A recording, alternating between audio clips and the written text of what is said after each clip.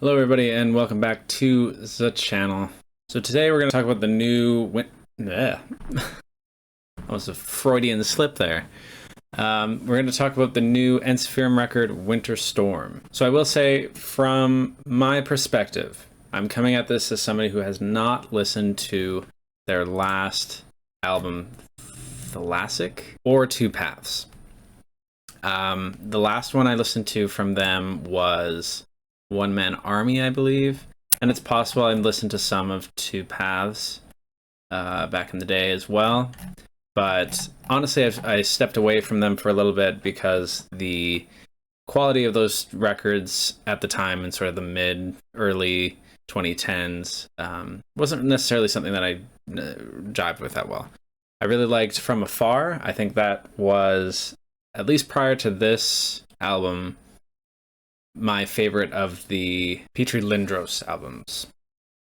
That one was my favorite. I did also like the earlier one from before that as well. Victory Songs isn't bad either. But yeah, today we're talking about the new one, Winter Storm.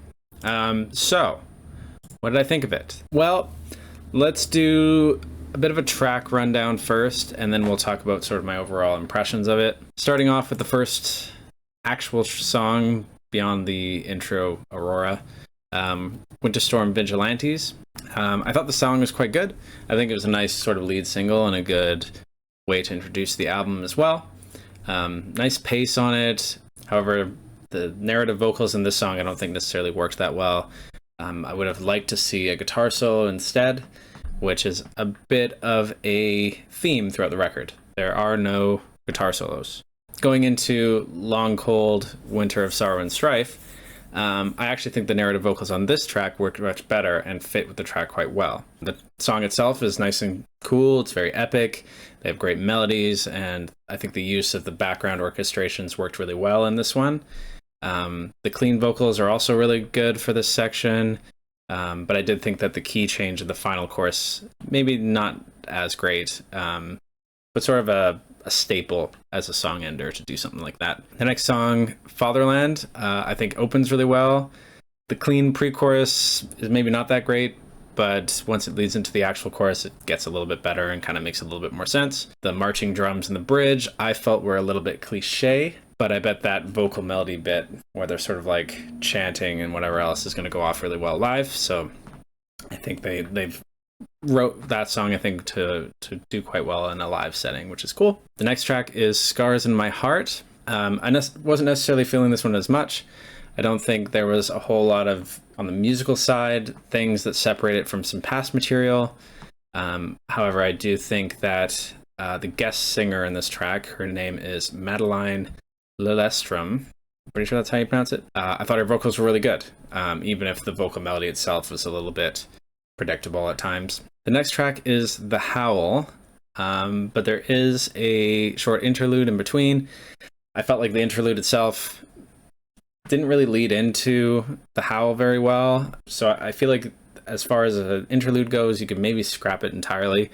It doesn't necessarily need to be there if it's not going to be something that fits within those two songs, right? So like from Scars in My Heart into The Howl, there wasn't necessarily a need to bridge that gap really, so it's kind of like, why is it there, is my impression of it. I actually wrote down, why is Resistencia there? So but The Howl I think is cool. It starts with a nice gothy melody and sort of the intro and verse, which I thought was a nice touch for them. They kind of did a similar gothy feel with Scars in My Heart, but I think that's a little bit more because of her vocals rather than the music itself. But I did think that the line, who will set the world on fire, during that part when he sings that section, that line or whatever, it sort of sounded to me like they were trying to make it fit. So like that sentence kind of went a little bit too long, and instead of trying to change it around to make it fit a little bit better, they just sort of went on fire.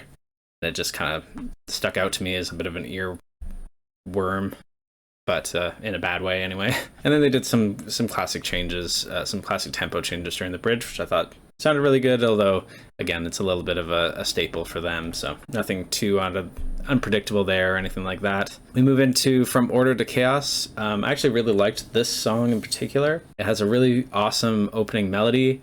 I thought the emotion on the harsh vocals sounded really good in this section as well. The guitar sounded great. For some reason, in this track in particular, I think the guitars in the rest of the album sound pretty good as well, but for some reason, they just sounded really good on this one. I also thought that the switch in tempo from the first verse section, like after that section, worked really well as well. Just sort of like sped up and it had a nice flow to it, so I thought that was pretty cool. I don't mind the narration on this one either. It's kind of short. The music drops down and comes back nice and heavy afterward. But I did feel like I was hoping a little bit for a return to some of the slower melodic stuff from the beginning later in the song. But overall, I thought it was very cohesive and it made sense to me. And then it ends with sort of an intro song and Victorious. The intro works. I think it flows into the next song quite well. For some reason, I don't necessarily know if you need to have them separate. I think a lot of bands do this where they separate the intro from the track, and really it kind of, I think, takes away from the track itself if you take out the intro and whatever. So for some reason they separated it. I guess if you're making playlists or something like that, maybe you don't want it in there, or I don't know. At least now you get to choose. So there's that. But the song itself is nice and fast.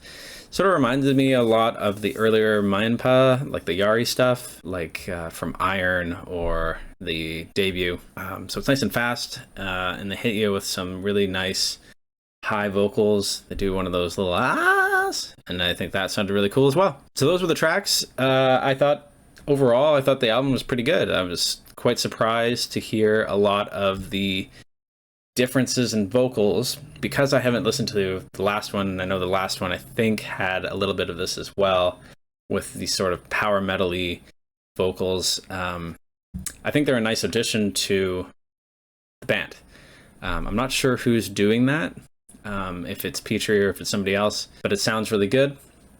And, you know, they've played with, I think since Yari left, they've played a lot with some of the cleaner vocals, and sometimes it works and sometimes it doesn't. I'm thinking of older songs like In My Sword, I Trust, and stuff like that, where it's sort of the big epic thing. And they do that as well, but I think the power metal-y clean singing is a little bit more akin to the Winter Sun stuff, and I think it works really well with the speed and the pace and the tempo of this album. The bass I thought sounded really good throughout the album. It was really low, it was really rumbling, it sounded really nice, it really filled out the sound for me. The riffing was really good. The drums sounded okay. There's nothing wrong with them. They're maybe a little bit sterile at some points. The cymbals I think are heavily subdued, but maybe in this sort of context you don't need the big chimey ringing cymbals too much, and that's, I think, a fair thing to say, honestly. But yeah, I thought the whole thing sounded really good. I was quite surprised with how much it reminded me of the earlier Yari Mayempa stuff. It's got a bit of a, you know, dare I say, Winter Sun kind of flair to it. The fast sections I thought were really good, and I feel like that's a little bit of what was missing in some of the earlier stuff on One Man Army and the other one, which I can't remember the name of, the red and pink sort of album cover. And since those were the last two I listened to, was a really nice listen to hear something that's a little bit more creative and a little bit more epic sounding, and it had this, you know, the speed again is back and stuff like that. I actually really liked this album. I was really surprised hearing it. I do think that, you know, there's a bit of a familiarity there. It's not really a great big departure from some of the earlier stuff. You still get those classic melodies, you still get those classic tempo changes, but I did think that the vocals lacked a little bit of the cohesion for me on the production side, as much as I feel like they fit really well and I think they were utilized really well. There was a little bit of the sound not really meshing that well. The harsh vocals sounded like they were recorded separately. The sort of epic chanting vocals, where it's a little bit more of like a chorus or a group gang vocal kind of thing, sounded very different to the harsh vocals, which also sounded different to the sort of power metal-y vocals. And I feel like the production itself could have been a little bit more cohesive between the different elements of the vocals. And that's really the only negative thing I have to say about it. I think the album overall is very cohesive. I think the tracks really run well, nice together. There's nothing really that's skippable to me, except for maybe Resistencia, but I mean, that's a minute-long interlude. It doesn't really matter that much in the grand scheme of things. And I'm missing a little bit of the guitar solos. I mean, you know, there's a few sections where I feel like they could have added one. There's a lot of vocals in this album. They kind of vary up the sections between the verses and the choruses and the pre-choruses. It's not very like static. There's, you know, sometimes a different pre-chorus. There's sometimes a different, because they change the tempo of the song, the verses sound quite different from one another, and I really like that. But there is sort of a lot of singing throughout each song, right? So like it goes from a section, he's singing, it's a different section, different vocals, different section, different vocals. And I feel like they could have done a little bit more with the instrumentation of that. Overall, I think it was really good. As far as the score, I would like to give it an 8 out of 10. I think it's a really great album. It's probably my favorite, at least since From Afar, and honestly, if I listen to it a little bit more, maybe it overtakes it. It doesn't necessarily touch some of the Yari stuff with Iron and the self-titled, but it was a really good album, and I'm, again, really surprised that I liked it as much as I did. I kind of went into it with no expectations, especially since I haven't listened to anything since, you know, 2015 or something like that. It's been a while. Happily surprised.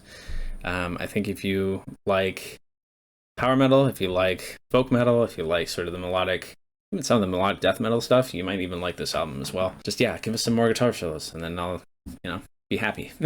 Yeah, that'll do it for this one. Thanks for checking it out. I'll be back next week with some more reviews. All right, check out the band, check out the album. It's pretty good. And I'll see you in the next one. Deuce.